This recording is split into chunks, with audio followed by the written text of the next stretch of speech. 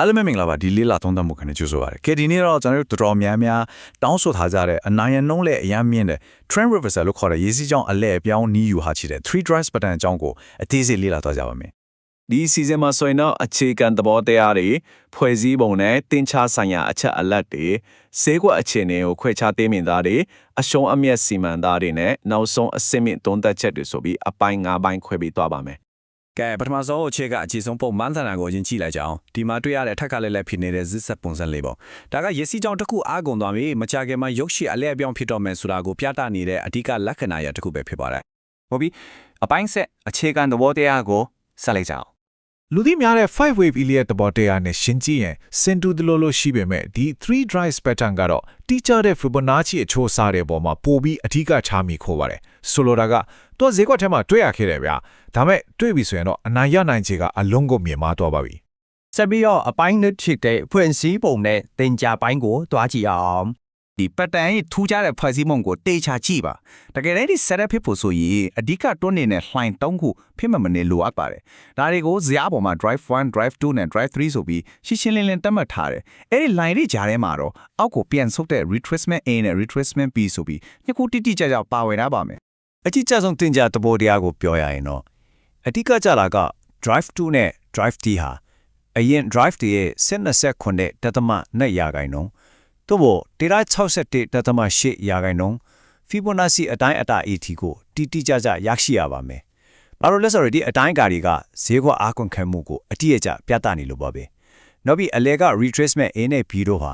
61.8ရာခိုင်နှုန်းအမှတ်မှာရတက်နိုင်ရင်တော့ကောင်းဆုံးပေါ့။ဒီတင်းကျတဲ့စီးမင်းတွေကိုထပ်ပြီးခိုင်းမအောင်ပြောရမယ်ဆိုရင်တကယ်လို့ခုနကပြောခဲ့လေ129.2သို့မဟုတ်167.8ရာခိုင်နှုန်းအမတ်ဒီကိုတိတိကျကျမရဘူးဆိုရင်ဒီအယောင်းဝယ်ဟာလုံးမအချုံးမဝင်ဘူးလို့မှတ်ယူရတာမယ်။ဒါကြောင့်မလိုအပ်တဲ့အရှုံးတွေနဲ့ကာကွယ်ဖို့ trend based Fibonacci extension tool ကိုသုံးပြီးတိတိကျကျတိုင်းတာဖို့အထူးပဲအကြံပြုချင်ပါတယ်။ဇီနိုတင်မကဘူးနော်လူတွေမကြကနာလစ်လျူရှူတတ်တဲ့အချက်တစ်ခုချီပါသေးတယ်။အဲ့ဒါကအချင်းညီညွတ်မှုလို့ခေါ်တဲ့ time symmetry ပါပဲ။လှိုင်းတစ်ခုချင်းစီရဲ့အကွာဝေးဖြစ်တဲ့ T1, T2 နဲ့ T3 တို့ရဲ့ကြာမြင့်ချိန်ဟာအကြံဖြင့်တူညီနေဖို့လိုအပ်ပါတယ်။အဲ့လိုမှမဟုတ်ရင်တော့ဒီ pattern ရဲ့ခိုင်လုံမှုကတော်တော်လေးရောကြတော့ပါလိမ့်မယ်။ကဲ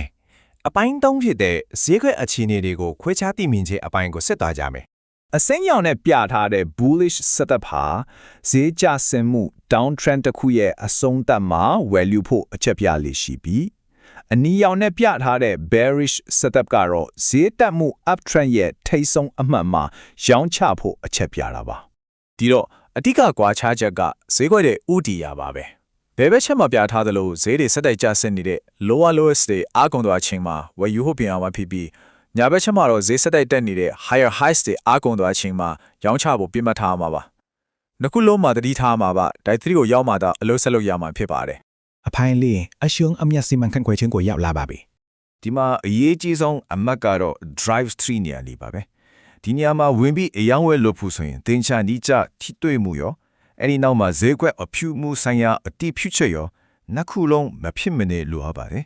ကျွမ်းကျင်တဲ့အယောင်းဝဲလို့သူတွေကတော့တင်းကျပ်တဲ့အဆင့်နှစ်ဆင့်ကိုလိုက်နာကြပါတယ်ပထမအဆင့်အနေနဲ့ Fibonacci extension level ကိုတိတိကျကျထိတဲ့အထိစောင့်ထိသွားပြီဆိုတာနဲ့ဒုတိယအဆင့်အနေနဲ့ချက်ချင်းမဝင်ပဲပင်ပါတော့မဟုတ် engulfing လိုမျိုးထင်ရှားတဲ့ reverse candlestick ပေါ်လာမှသာအတီးပြုတ်ထိယူပြီးဝင်ကြပါတယ်ဒါကအတူအယောင်လဲစားမှုတွေနဲ့ကောက်ွယ်ဖို့ပါအရှုံးအမြတ်ကိုစီမံခန့်ခွဲတဲ့အခါ stop loss ကို drive 3ရဲ့အထက်ဒါမှမဟုတ်အောက်နည်းနည်းလေးခွာပြီးလုံခြုံတဲ့ကမှာထားပါတယ်take profit 1ကိုတော့အနည်းဆုံး retracement မှာထားပြီး take profit 2ကိုတော့ pattern တစ်ခုလုံးရဲ့61.8ရာခိုင်နှုန်း retracement level အထိဆွဲဆက်ပြီးထားလေးရှိပါတယ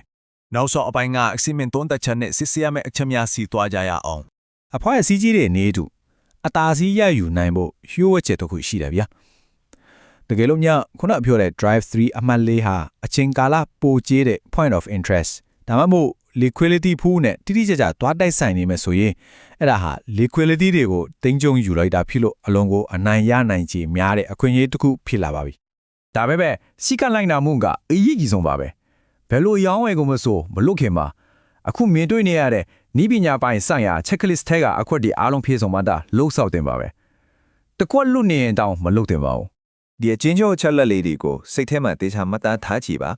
anatomy လို့ခေါ်တဲ့ဖွဲ့စည်းပုံမှန်ကန်မှုရှိရလား math alignment ဆိုတဲ့သင်္ချာအချိုးအစားတိကျရလား time symmetry လို့ခေါ်တဲ့အချိန်ညီညွတ်မှုရှိရလားနဲ့နောက်ဆုံး trade trigger လို့ခေါ်တဲ့ဝင်ရောက်ဖို့အချက်ပြမှုပြည့်စုံရလားဆိုတာစစ်ဆေးရပါမယ်ဒါဟာ minor နဲ့ဖောက်ထွက်မှုတွေကိုရှောင်ရှားနိုင်စေပြီးသင်္ချာနဲ့ဈေးကွက်စိတ်ဖြင့်အတိအကျကိုင်းညူမှသာအလုံးလုံးနိုင်မယ်အလုံးခံမှတဲ့မူပေါင်းတစ်ခုဖြစ်ပါတယ် ဒီတော့စဉ်းစားစရာမေးခွန်းတစ်ခုရှိလာပါတယ်။တင် जा သဘောတရားတွေကသာလေပြောင်းကိုဆုံးဖြတ်သေးနေတယ်ဆိုရင်ဒီလိုတင်းကျပ်တဲ့စီးမြင်တွေကိုမိခိုရင်းကစိတ်ခံစားမှုနောက်လိုက်တတ်တဲ့အလေးထားကိုဘယ်လိုပြောင်းလဲပေးနိုင်မလဲ။အဖြေကတော့ရှင်းပါတယ်။ထင်ကြီးပေးခံမှန်းတာတွေကိုဖေရှားလိုက်ပြီးဖီဘိုနာချီနဲ့အချိုးညီညွတ်မှုစီးမြင်တွေကိုဒါလမ်းညွှန်ခွင့်ပေးလိုက်ခြင်းအပြင်ဈေးကွက်ထဲမှာအလွန်စနစ်ကျပြီးအသာစီးရစေတဲ့အလေးချင်းတစ်ခုကိုရရှိသွားစေမှာပဲဖြစ်ပါတယ်။ကဲဒီလေးလာသုံးသပ်မှုကနေအားလုံးတော်လက်တွေအသုံးချနိုင်မဲ့အသိပညာတွေရရှိသွားမယ်လို့မျှော်လင့်ပါတယ်။